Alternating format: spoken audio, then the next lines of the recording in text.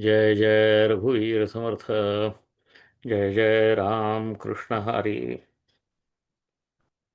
अध्यात्माच्या प्रवासामध्ये तुकारामांच्या सारखा साधक कुठंपर्यंत जातो याची बऱ्याच वेळा आपण चर्चा केलेली आहे. म्हणजे स्वामींनी काया ब्रह्म केली असं असं गाथेमध्येच म्हटलेलं आहे त्यांच्या निर्वाणाच्या बद्दल. असं एक ज्ञानदेवांच्या बद्दल आम्ही म्हणतो की त्यांची समाधी ही संजीवन समाधी आहे, असं दुसऱ्या कोणाच्या समाधीबद्दल म्हणत नाही.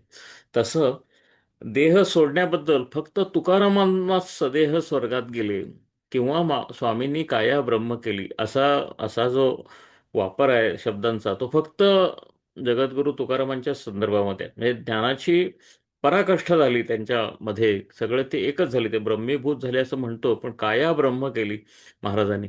म्हणजे ही ज्ञानाची अत्युच्च अवस्था आहे. हे ज्ञान शब्दात राहिलंच नाही, हे ज्ञान त्यांच्या पेशींपर्यंत गेलं केवळ नामाच्या जोरावर, आणि ते ब्रह्म झाले, अशी संप्रदायामध्ये समजूत आहे.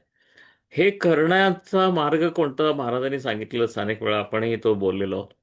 पण सारखं काय होतं, पराभव फार होतो.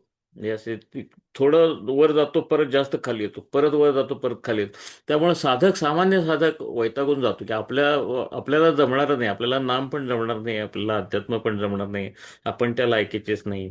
आणि अशा तऱ्हेचा एक वेगळाच, त्यापेक्षा आपण निवांत साधे समाधानी सुखी कौटुंबिक म्हणून जगत होतो तेच बरं होतं. कशाला हे सोंग घेतलं, असा असा असं कशाला हा ध्यास धरला, असा फार प्रश्न येतो. आणि तुकारामांनी हा प्रश्नाचा वारंवार उल्लेख करून समजूत घातलेली म्हणजे खोटी नाही, तर धीर दिलेला आहे. अशा पद्धतीचा अभंग हा माझा फार आवडता अभंग आहे. हा सार्वजनिक सामान्य जीवनामध्ये सुद्धा तुम्हाला लागू पडेल. पण तुकारामांनी तो आध्यात्मिक संदर्भामध्ये म्हटलंय की प्रयत्न हा करायलाच पाहिजे, आणि प्रयत्न कसा करायला पाहिजे हे खास तुकारामांच्या पद्धतीनं त्यांनी सांगितलेलं आहे. तर हा हा हा बऱ्याच जणांना माहिती पण असेल. हा अतिशय गाजलेला असा अभंग आहे. सुविचारी अभंग तुकारामांचे गाजलेले आहेत, चर्चेत बहुचर्चित आहेत, त्यातला हा एक आहे. आणि माझा अत्यंत आवडता अभंगातला आहे हा. मी माझ्या विद्यार्थ्यांना पण सांगतो वर्गामध्ये अनेकदा. असा हा अभंग आहे. ओले मूळ भेदी खडकाचे अंग.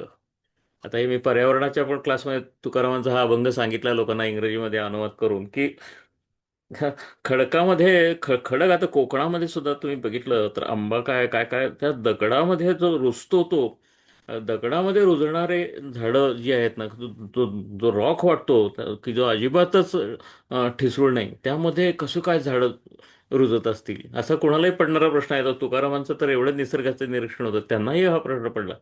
त्यांच्या बुद्धीला त्यावेळी असं वाटलं की ते ओलं मूळ असतं, नाजूक असतं मूळ, ते ओले मूळ सारखं धडका देतं खडकाला, सारखं धडका द्यायचं, काही घाबरायचं नाही. आपण ओले आहे, आपण छोटं मूळ आहे, हा खडक मोठा आहे, असं काही बघायचं नाही, आपण धडका देत राहायचं, की ओव्हर द टाइम काळामध्ये आपल्याला यश येणार आणि खडक भेदला जाणारच.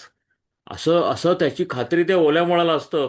त्या मुळाकडून शिका तुम्ही, असं तुकाराम सांगतात. ओले मुळं नाजूक असतं, ओले मुळं भेदी खडकाचे अंग, असं सांगतात तुकाराम.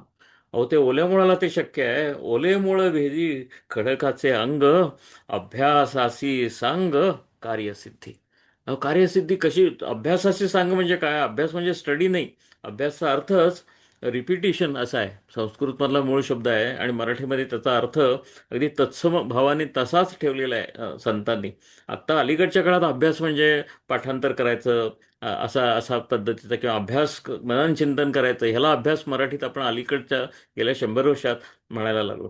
पण खरा अभ्यास या शब्दाचा अर्थ परत परत करणे असा आहे. म्हणून मराठीच्या शब्दांमध्ये व्याकरण जर तुमच्या लक्षात असेल तर शब्दांचे अनेक प्रकार होते. त्यामध्ये अभ्यस्त शब्द असा एक प्रकार होता. अभ्यस्त शब्द म्हणजे काय? तर पुनः पुन्हा, हा अभ्यस्त शब्द पाहिजे, कारण त्यातला तो पुन्हा परत परत आला, म्हणून म्हणून त्याला त्याला अभ्यस्त शब्द म्हणायचा. रस्तो रस्ती हा अभ्यस्त शब्द म्हणायचा. रातोरात मी पोचलो असं म्हणायचं. म्हणजे काय, त्यात तो परत परत आला म्हणून त्याला अभ्यस्त म्हणायचं. अभ्यास म्हणजे परत परत येणे, परत परत करणे, असा त्याचा मूळचा अर्थ आहे. म्हणून ओले मूळ भेदी खडकाचे अंग, अभ्यासाशी सांग कार्यसिद्धी. म्हणजे परत परत तीच गोष्ट करत राहा. काय, 50 वेळा अपयश येईल, 91 वेळा यश येणारच, 100 वेळा अपयश येईल, 7 जन्म अपयश येईल, 8व्या जन्मात जमणारच. हा हा धीर देण्याचं काम संतांनी केलं. संतांनी जी आशा तेवत ठेवली सामान्य माणसाच्या मनामध्ये, ती ह्या पद्धतीची, आणि स्वतःच्या अनुभवाच्या आधारावर. ओले मुळ भेदी खडकाचे अंग, अभ्यासासी सांग कार्यसिद्धी. हो काही नाही, हो काही अवघड नाही, करायला घ्या तुम्ही. उगाच विचार करू नका हे जमेल का नाही जमेल असा विचार करू नका. तुमच्या ताकदीनिशी भिडा, जमणार म्हणजे जमणार असं सांगतात. आणि मग त्याची फार सुंदर उदाहरणं देतात. अभ्यासातनं कुणाला काय साध्य झालंय अशी फार चांगली उदाहरणं देतात. नव्हे ऐसे काही नाही अवघड. अहो, अवघड आहे असं काहीच नाही असं सांगतात. अवघड वगैरे काही नसतं. ते म्हणजे तुमच्या मनात आहे सगळं अवघड आणि सोपं. तुम्ही फार तयारीचे असला तर कमी वेळ लागेल, कमी तयारी असली तर जास्त वेळ लागेल, काय त्याचा प्रश्न नाही. म्हणजे काळाचा प्रश्न नाही, काळ पडलेलाच आहे, काळ आणि अवकाश अनंत आहे. म्हटले त्याचं तुमचा प्रयत्न हाच फक्त महत्वाचा आहे. नव्हे ऐसे काही नाही अवघड, नाही कैवाड तोचवरी. कैवाड या शब्दाचा अर्थ युक्ती असा आहे. नुसताच अभ्यास करा म्हणून सांगितलं तुकाराम आहेत ते आधी अभ्यासाचं महत्व सांगितलं आणि मग युक्तीपूर्ण अभ्यास असं सांगितलं. ते म्हणले त्याचं टेक्निक पण समजून घ्या. नुसतंच सारखं करत बसलो पण ते चुकीच्या पद्धतीने केलं तर ते बरोबर नाही. नाही वाढत तोचवर इथे तुकाराम असता अगदी सावकाश त्यांच्यासारखा शिक्षक ते संतांसारखे शिक्षक नाहीत. आधी सांगायचं प्रयत्न कर म्हणून, नुसतं दुसऱ्या नंतर म्हणायचं नुसताच खुळ्यासारखा प्रयत्न करू नको, अभ्यासून प्रयत्न कर, जरा जरा प्रयत्नाला दिशा असू दे. नाही वाढ तोचेवर युक्ती आहे. युक्त्या सांगून झालेल्या आहेत त्यांच्या. नुसतंच मी 1 कोटी वेळा नाम घेतलं मला दर्शन झालं नाही. 12 कोटी वेळा नाम घेतल्यानंतर रामाच दर्शन होतं असं म्हणतात, झालं नाही. झालं नाही म्हणजे काय ते पूर्ण भावानं घ्यायला पाहिजे ना, परिपूर्ण. त्याची एक युक्ती आहे, त्याचं एक पद्धत आहे, त्याचं एक शास्त्र आहे. तसं तुम्ही करायला पाहिजे. म्हणून कैवाडाचं महत्व दुसऱ्या चरणात सांगितलं. आधी अभ्यासाचं महत्व सांगितलं, परत परत करायचं, घाबरायचं नाही. आणि दुसऱ्यात सांगितलं नीट करायचं. नाही कैवाडा तोचवरी. कैवाड महत्वाचं आहे. कैवाड म्हणजे युक्ती, एक शास्त्रोक्त पद्धत. आता तिसऱ्या चरणात कसं म्हणतात, हे करणाऱ्यांना काय काय जमलंय ते मुळाचं जसं उदाहरण दिलं तसं हे बघा. दोरे चिरा कापे पडीला काचणे. अहो दोर तुम्हाला छोटा दोरा दिसतो, त्यांना चिऱ्याचा दगड असतो ना, तो तो तो फार प्रबळ असा दगड समजला जातो. त्या दोऱ्यानं चिरा कापतो असं ते म्हणतात. काय काय प्रश्न नाही, ते दोरा असा करत बसलं की चिरा कापला जातो. दोरे चिरा कापे पडीला काचणी, अभ्यासे सेवनी विष पडे. आता हे बघा, हे तुकारामचं फार निरीक्षण आहे. विषाची तयारी करणारे लोक असतात. विष हळूहळू घ्यायचं, मात्रा एकदम घेतली की मेलाच तुम्ही. पण अगदी हळू मात्रेची जर सवय लावली तर विष सुद्धा पचवू शकणारे लोक माझ्या बघण्यात आहेत असं तुकाराम सांगतात. आता हे बघा लोकजीवनाचं निदर्शक कसं आहे. तर दगड कापलेला बघितलेला आहे. नंतर विषाची मात्रा हळू हळू हळू हळू दिलं तर विषच पचनी पडायला लागलं असं बघितलेलं आहे. ते ते आपल्याला सांगतात. ते असं म्हणत नाही तुम्ही पण असं प्रॅक्टिस करा आणि आता असले तांत्रिक मार्गाचं त्यांना काही देणं घेणंच नाही. ते म्हणतात अहो आपल्या नामातून जी सिद्धी करायची आहे त्याच्यासाठी ही उदाहरणं वापरा. दोरा दगड कापतो, तुम्हाला काय अवघड आहे. अभ्यासे सेवनी विष पडे. सारखा सारखा सारखं विष जर हळूहळू हळू मात्रा वाढवत राहिला तर विष सुद्धा पचनी पडतं. आम्ही तर तुम्हाला ते सांगत नाही, आम्ही नाम घ्या एवढंच म्हणतोय. मनापासून नाम घ्या, कशावरही दुसऱ्यावर मन नको, आणि नाम घ्या. तर तुम्हाला काय काय काय जमणार नाही. आम्ही तर ह्याच्यापेक्षा कितीतरी सोपी गोष्ट तुम्हाला करायला सांगतो. तिसरं चरण बघा. म्हणजे समजलाच आहे अभंग. तुका म्हणे कैचा बसण्यासी ठाव. आईचं गर्भाशय असतं, त्याच्यामध्ये ते केवढं मोठं बाळ हो तिथं कसं जाऊन बसतं, असा असा असा हा आश्चर्याचा भाग आहे तुकारामांच्यासाठी. तुका म्हणे कैचा बसण्यासी ठाव, जठरी बाळा वाव एकाएकी. या आईच्या जठरामध्ये एवढ्या मोठ्या बाळाला वाव कसा होतो. ते असं अचानक काही आकाशात पोटात येऊन बसत नाही काही. ते हळू हळू वाढत राहतं.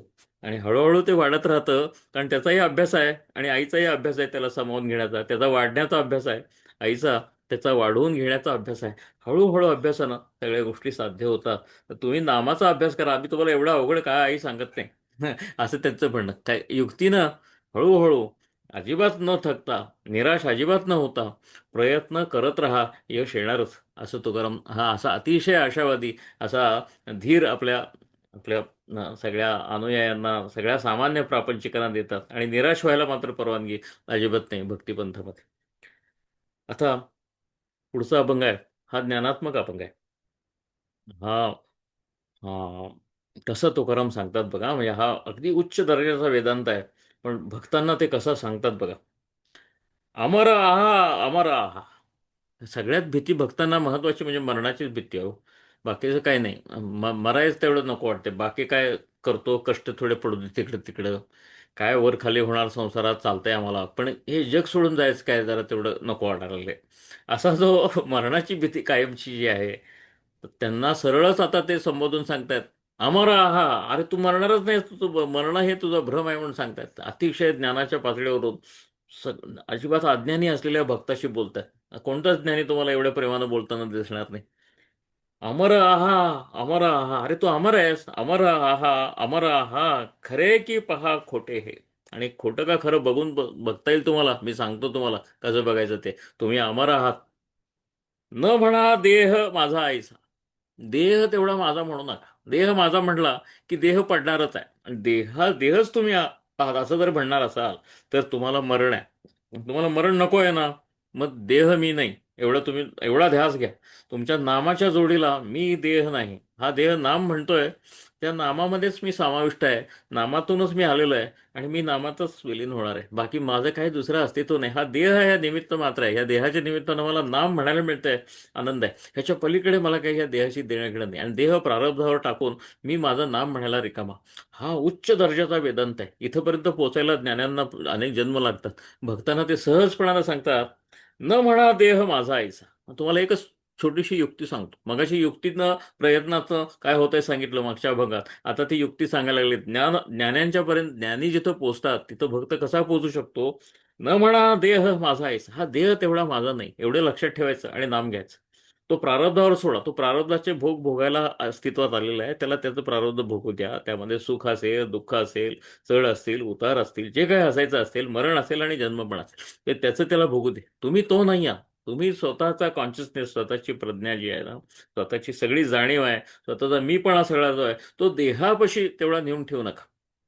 न म्हणा देह माझा ऐसा, मग भरवसा कळेल. बघा बरे, तुकारामांची युक्त्या अवघड असतात. पण पण तसं त्यांना म्हणायचं आहे, मग तुम्हाला भरवसा येईल की तुम्ही अमर आहात हे केव्हा कळेल? मरणाऱ्या गोष्टीशी तुम्ही स्वतःला जोडून नका हो घेऊ. हं, मग तुम्ही अमर आहात हे तुम्हाला कळेल. असा अतिशय सोपं वाटणारा तर्क आहे, पण तो नामाच्या जोरावर हा तर्क साध्य करायचा आहे. तर्काच्या जोरावर नाही, ज्ञानाच्या जोरावर नाही, भक्तीच्या जोरावर हे तुम्हाला कळेल. करत राहा. पण सगळी साधना करत असताना, नामसाधना करत असताना तुम्ही देह नाही आहात एवढं लक्षात ठेवा. कैचा धाक, कैचा धाक. बघा बरं कसं प्रेमानं रिपीट करतात, परत परत करतात. कैचा धाक, एवढे घाबरता कसले म्हणे? धाक म्हणजे भीती. कशाला भीती बाळगता मरणाची? कैचा धाक, कैचा धाक. आणि आता सांगण्याची पद्धत किती वेगळी आहे बघा. सकळीक हे आपुले. सकळीक हे आपुले. आता आणखीन वेदांत काय सांगायचा? हे सगळं जे दिसतंय ना, ते तुम्हीच आहात. सकळीक हे आपले, तुमचं काय नाही असं नाही आहे. देहच फक्त तुमचा आहे, आणि बाकीचं तुमचं काही नाही. आणि देह सुटला की माझं मग काय काहीही नाही. हे सगळं जे ब्रह्मांड दिसतंय ते तुम्हीच आहात. हे तुमचंच ब्रह्मांड आहे. हे तुमच्यासाठीच निर्माण, तुमच्याच इच्छेपोटी झालेलं आहे. आणि परमेश्वरानं एका लीळेनं तुम्हाला त्याचा आनंद द्यायला आणि दुःख भोगायला असं निर्माण केलेलं आहे. तुम्ही हे ओळखून घ्या, ही त्याची लीळ आहे. सगळं तुमचंच आहे. हे तुमचंच करणं आहे सगळं. फार मोठं ज्ञान आहे, फार मोठं वेदांत आहे. भक्तिपंथातला माणूस सांगतोय, म्हणून जगद्गुरू म्हणायचं तुकारामांना. न म्हणा देह माझा ऐसा, मग भरवसा कळेल. कैचा धाक, कैचा धाक, सकळीक हे आपुले. हे सगळं विश्वच आपलं आहे. आता विश्वात्मके देव, सगळं आपलं आहे. आपलं आणि दुसरं काही नाही, असं आपल्यातूनच आपण आलो, आणि आपल्यातूनच आपण समाविष्ट होतोय. उगाच मरण आणि जन्म हे वेगळं काही नाहीच आहे. असं असं असं सांगण्याचा हा हा प्रकार आहे. मग कसं, शेवट बघा कसा केलाय. देवची बरे, देवची बरे, तुका म्हणे खरे तुम्ही. आणखीन काय सांगायचं भक्ताला सांगतायत. खरं सांगू का? हा देव ह्याचा करता करविता आहे वगैरे असं पण म्हणतोय. देवानंच तुम्हाला ह्या जगाचा आनंद घ्यायला आणि दुःख भोगायला पाठवले, आणि जग पण निर्माण केलं असं म्हणायचं. पण तो देव म्हणजे तुम्हीच आहात.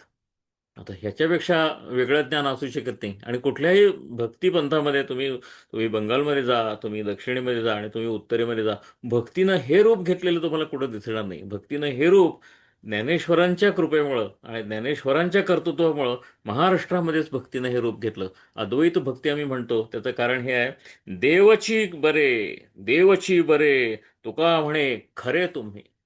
देव वेगळा आहे, भक्त वेगळा आहे. हे हे अंतरच मिटवून टाकून एका चरणात तुकाराम सांगतात, खरे देव म्हणजे तुम्हीच आहात. तुम्ही देवाचेच अंश आहात हे तुम्हाला कळेल. पण मी सांगितलं तसं करा. देहाशी असोसिएट होऊ नका, देहाशी संबंध तोडून टाका, त्याला काय भोगायचं ते भोगू दे, आणि तुम्ही नामाच्या जोरावर देहाच्या पलीकडे जा. असा असा हा हा अद्वैत, हा भक्ती का म्हणायचं आमच्या तुकोबांच्या भक्तीला, नामदेवांच्या भक्तीला, याचं कारण असे अतिशय पॉवरफुल, ताकदपूर्ण असे असे अभंग आहेत गाथेमध्ये. अ, त्याच पद्धतीचा अभंग आणखीन एक म्हणूया, आणि मग आपण आता गाणं ऐकूया. काम नाही, काम नाही, झालो पाही रिकामा. कसे बघा तुकारामांचं ज्ञानी अवस्थेमध्ये काम नाही म्हणजे काय? काम नाही म्हणजे बेकार झालं असं नाहीये. काय करण्यासारखं कर्तृत्व असं दाखवायला पाहिजे, आणि हे करायलाच पाहिजे, असं काही आता राहिलं नाही. काम आता माझ्या हातनं सहज होतं म्हणाले. काम सोडून बसलेलो नाही कुठे. काम म्हणजे काय, हे व्हायलाच पाहिजे आणि ते व्हायलाच पाहिजे, हा जो च असतो जगण्यातला, तो च गेला. आता आपोआप काम व्हायला लागलं माझ्याकडनं, काय ते काय थांबेच ना. काम नाही, काम नाही, झालो पाही रिकामा. हे उगाच चिंतेनं जे भरवून गेलो होतो, की हे व्हायला पाहिजे, मग मी हे करायला पाहिजे, मग मग ते व्हायला पाहिजे, असं ते सगळं ते गेलं म्हणाले. आता जे इष्ट कर्म आहे ते माझ्याकडनं पांडुरंग करून घेतो. मी त्याचं नाम घेता घेता अनेक कर्म करत राहतो, पण ही कर्म माझी नसतात. ही पांडुरंगच माझ्याकडनं काम करून घेतो. त्याचं मी नाम घेतो, तो मला काम देतो, माझ्याकडनं काम पण करून घेतो. आता मी काय करतोय असा मला भाव राहिला नाही. काम नाही, काम नाही, झालो पहा रिकामा. फावल्या करू चेष्टा. काय ते, काय वेळ आहे, चेष्टा करू म्हणजे काय, गमतीनं कर्म करत राहू, आता काय याचं मला टेन्शन नाही. फावल्या करू चेष्टा, निश्चळ द्रष्टा बैसोनी. आता हे बघा, हे ज्ञानात्मक ओळ आहे. द्रष्टा जो आहे, साक्षी भाव आहे, तो आपोआप येतो नामातून तुमच्याकडं. मग त्यामुळे मी साक्षी झालोय, आणि मी काम करताना मी स्वतःला बघतोय, असं पण आहे. आणि त्या कामाला फळ कधी येतं कधी नाही येत, मला सगळ्यातच मजा वाटते. सगळे पांडुरंगाचा खेळ आहे, मला आता लक्षात आलेलं आहे. द्रष्टा, निश्चळ द्रष्टा बैसोनी. मी निश्चळ द्रष्टा झालेलो आहे आत, आणि माझ्या समोर सगळा खेळ पांडुरंगाचा चालू आहे. माझा सुद्धा स्वतःचा चालू आहे, हे मला आता कळायला लागलेलं आहे. नसत्या छंदे, नसत्या छंदे, जग विनोदे विव्हळत असे. हा, ह्यातला हा विनोद शब्द थोडा कठीण आहे. पण हा आम्ही जो हट्ट घेतो, देह मी असं म्हणून जो हट्ट घेतो, छंद घेतो देहाचा, कल्पना म्हणतो आम्ही त्याला, त्यामुळे जग विव्हळत असे, असं आहे. तुम्ही जो खोटा छंद घेतलाय, मीच देह, आणि मग ह्या देहातनं होणारी कर्म माझी कर्म, आणि मला त्याचा असं असं फळ पाहिजे, असं म्हटल्यामुळं जग विव्हळतच आहे. असं असं काय, तुकोबांची सहानुभूती काय थराला जाते बघा. जीव विव्हळत असे असं म्हणतच नाही, जग विव्हळत असे असं म्हणते. ह्या जगातला सगळी वेदना बुद्धाला जशी कळायला लागली ना, तसं तुकोरामांना त्या दगडाची पण वेदना कळायला लागली, तिथल्या जगण्यातील जंतूंची वेदना कळायला लागली, माणसांची वेदना कळायला लागली, अख्ख्या विश्वाची वेदना तुकोरामांना कळायला लागली. आणि म्हणून ते म्हणायला लागले, जग विव्हळत असे का, नसत्या छंदे, नसत्या छंदे. मी देह आहे असं म्हणल्यामुळं जे विव्हळणं आलंय, जगाला आलंय हो, तर तुम्ही त्याला पार करू शकता नावाच्या जोरावर. पण माझं तसं राहिलं नाही. पांडुरंगाचं नाम घेत राहिलो, पांडुरंगानं मला वेगळं करून टाकलं. एकाएकी, एकाएकी. कसं आहे बघा, ते तुकारामांचं भाषेचं काय काय काय असावं, भाषेचे प्रभू आहे तो. एकाएकी म्हणजे अचानक, आणि एकाएकी म्हणजे एकट्याच. एकाएकी, एकाएकी मी एकच एकटाच राहिलो, वेगळा झालो सगळ्यांपासनं. एकाएकी, एकाएकी, अचानक एकटा झालो, वेगळा झालो. वेगळा झालो, पण सगळ्यांपेक्षा वेगळा म्हणजे सगळ्यांना तुम्ही वेगळं म्हणत असाल तर त्यांच्यापेक्षा मी वेगळा झालो. एकाएकी, एकाएकी, तुका लोकी निराळा. लोकांपेक्षा निराळा झालो. खरं तर लोकांच्यातलाच एक झालो. लोक लोक लोक काय, अख्खं ब्रह्मांड, अनेक ब्रह्मांड मीच होऊन बसलो नामाच्या जोरावर. पण एकाएकी, एकाएकी मी एकटा झालो, आणि मी अनेक पण झालो. म्हणजे हे ब्रह्माचं आणि देवाचं जे वर्णन आहे, ते मला लागू पडायला लागलं आता. अशा पदवीला मी नामाच्या जोरावर आणि शरणागतीच्या जोरावर पोचलो, असं तुकाराम म्हणतात. आता इथं आपण थांबूया, आणि नामदेवांचा अतिशय गाजलेला अभंग आहे, तो आपण घेऊया. त्याचा अर्थ हाच आहे खरं. हा नामदेवांची रचना आहे, आणि आपण पूर्वी नामदेव करताना ही रचना घेतलेली आहे. मी त्यामुळे परत थोडक्यात सांगतो. हा पंजाबात लिहिलेला अभंग आहे नामदेवानी, आणि ह्यानंतर ते परत दक्षिणेकडे आले, आणि मग त्यांनी समाधी घेतली इथे. म्हणून त्यांचं समाधीस्थान आम्ही पंढरपुरामध्ये मानतो, पण पंजाबी लोक हे त्यांचं समाधीचा दिवस हा तिकडचा समजतात. मकर संक्रांतीच्या जवळचा दिवस आहे तो त्यांच्याकडे. पण प्रत्यक्षात असं आमचे सांप्रदायिक समजूत अशी आहे की संक्रांतीला नामदेव तिथून निघाले घुमानमधनं, आणि मग एकादशीच्या आसपास ते इकडे आले. आणि मग त्यांनी इथे समाधी घेतली. पांडुरंगापाशी आले ते शेवटासाठी. असं आहे. त्यावेळेचा तिकडचा अभंग आहे. अतिशय गाजलेला अभंग आहे हा. सुरेश वाडकरांनी म्हणला आहे. आणि आमच्या श्रीनिवास काकांनी खळे काकांनी त्याला संगीत दिलेलं आहे. अतिशय सुंदर अभंग आहे. आणि आता जी मी लिंक पाठवली आहे तीच लिंक घेत असलीच तर त्यात शंकर महादेवन पण आहेत. आणि शंकर महादेवन हे खळ्यांचे शिष्यच. त्यामुळे अतिशय मनापासून वाडकर आणि खळ्यांनी शंकर महादेवांनी तो अभंग म्हणलाय. अगदी थोडक्यात मी त्याचे शब्द सांगतो. काळ देहासी आला खाऊ, काळ आला देहासी खाऊ. पण मी नाही, मी देह नाही आहे ना. आपण मगाशीच बघितलं, देह मी नाही. नामदेवाने सांगितलं, हे नामदेवांकडनं शिकलेत तुकाराम. तुकारामांच्या आधी 400 वर्ष झालेले त्यांचे गुरु आहेत. काळ देहासी आला खाऊ, आम्ही आनंदे नाचू गाऊ. ही ही नामदेवांची शिकवण आहे बरं का तुकारामांना. काळ आमच्या देहाला खायला आलाय, मरण जवळ आलंय, मरून जो. पण आम्ही काय करतोय? मरण येईल, कोणासाठी येईल? देहासाठी. देहाला घेऊन जाईल. आम्ही आनंदे नाचू गाऊ. बघा बरं, आनंदाचा अर्थ काय आहे बघा. त्या देहाच्या पलीकडचा आनंद आहे. ज्यांचा आनंदच देहानं घ्यायचा आहे त्यांना मरणाची भीतीच वाटणार. आम्हाला नाम घेणाऱ्यांना मरणाची भीती वाटायचं काय कारण आहे? काळ देहासी आला खाऊ, आम्ही आनंदे नाचू गाऊ. कोण वेळे काय गाणे, हे तो भगवंता मी नेणे. आता ह्या वेळी कोणता राग गावा, त्यावेळी कोणता राग गावा, आता असं काही मला राहिलं नाही. भगवंता मी नेणे असं म्हणले त्याने. मला आता कशाचा विधी निषेध असं काही राहिलं नाही गाण्यातलं. टाळ मृदुंग दक्षिणेकडे. हां, टाळ मृदुंग दक्षिणेची आठवण लागली आता नामदेवांना. टाळ मृदुंग राहिले दक्षिणेकडे, माझे गाणे पश्चिमेकडे. हे पश्चिम म्हणजे घुमान आहे. मी पश्चिमेलाच गात बसलोय आणि टाळ मृदुंगांच्या शिवायची भजनं गातोय आता. पण मला टाळ मृदुंगांची आठवण लागली. मला पंढरीची ओढ लागली आहे. मी पंढरीकडे जातो आता असं म्हणतात. आणि आता आता काळ आलेला आहे मला न्यायला. पण आम्ही गाऊ, आम्ही आनंदे नाचू गाऊ. नामा म्हणे बा केशवा. केशवाला आता विनंती आहे, आता जायची वेळ आलेली आहे. नामा म्हणे बा केशवा, जन्मोजन्मी द्यावी सेवा. बघा बरं नामदेवांचं कसं गाणं आहे. सोपं, एकदम सोपं. अतिशय ज्ञान्यांना सुद्धा हेवा वाटेल एवढा सोपेपणा नामदेवांच्या विचारामध्ये आहे. नामा म्हणे बा केशवा, जन्मोजन्मी द्यावी सेवा. काही नाही, मला मला मरणाची भीतीच नाही. काय परत जन्माला आला तर परत तुझी सेवा करायची आहे. मला अनेक जन्म दे, मला काहीही दुसरं नको. तुझी सेवा फक्त दे, बाकी मला काही नको. मला काही भीती नाही. काळ येऊ दे, अनेकदा येऊ दे, अनेकदा हे शरीर घेऊन जाऊ दे. आम्ही सारखे आनंदात असू. कारण हे आनंदाचा उगम कशात आहे? तर तुझ्या सेवेमध्ये आहे. आणि तुझी सेवा कशात आहे? तर अगदी श्रद्धापूर्वक, प्रेमपूर्वक तुझं नाम घेणं कुठल्याही परिस्थितीत, हीच तुझी सेवा आहे. ही सेवा करण्यासाठी मी अनेक वेळा जन्माला येईन असं नामदेव म्हणतात. आपण इथं थांबूया आणि आता आपण हे गाणं ऐकूया.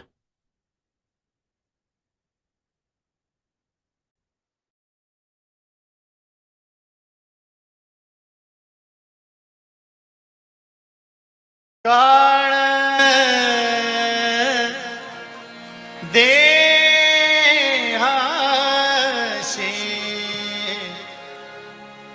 आला खाऊ, काळ देहाशी आला खाऊ, काळ देहाशी आला खाऊ, काळ देहाशी आला खाऊ. आम्ही आनंदी, आम्ही आनंदी, आम्ही आनंदी, आम्ही आनंदी, आम्ही आनंदी, आम्ही आनंदी, आम्ही आनंदी नाचू गाऊ. काळ देहासी आला खाऊ, काळ देहासी आला खाऊ.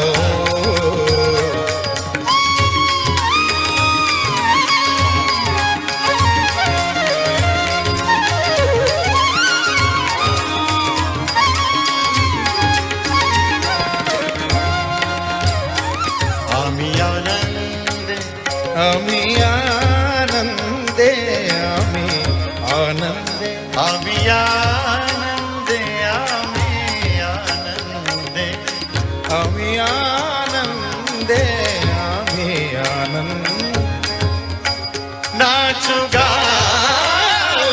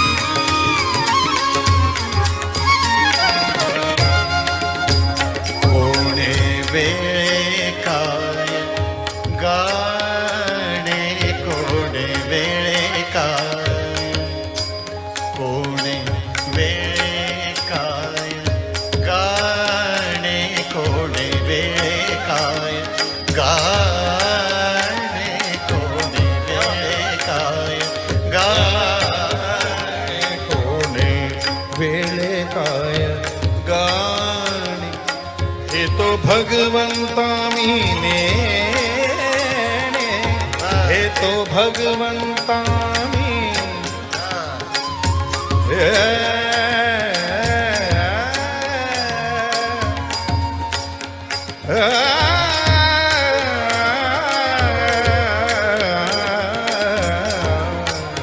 होणे बेका गाणे हे तो भगवंता मी हे तो भगवंता मी हे तो भगवंता मी ने काळ दे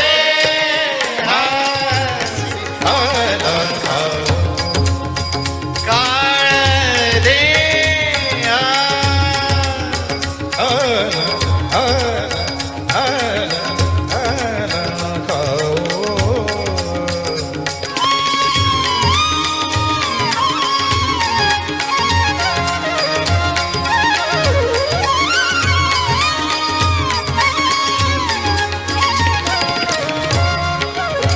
टाळ मृदुंग टाळ टाळ टाळ टाळ दक्षिणेकडे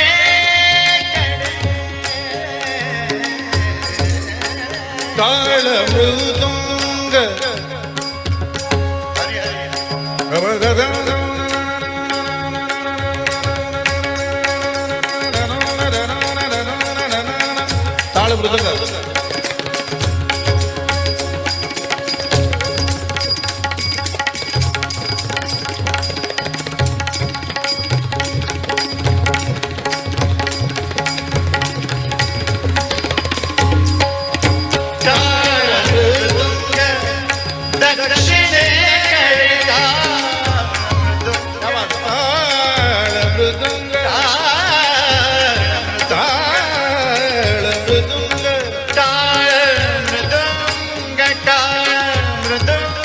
टाळ मृदुंग मृदुंग दक्षिणे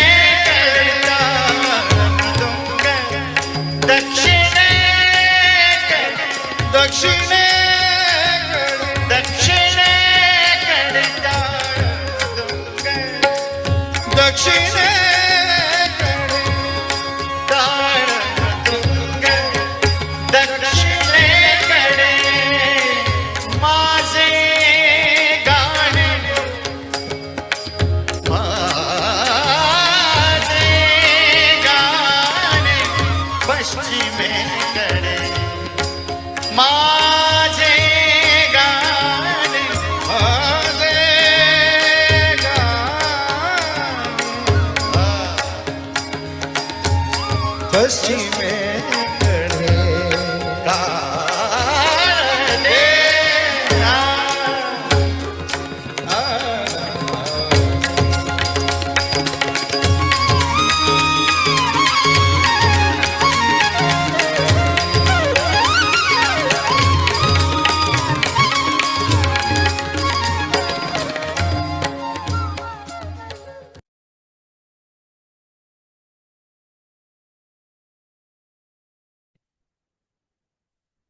आपण आता इथंच थांबूया. जय जय रघुवीर समर्थ. जय जय राम कृष्ण हरी.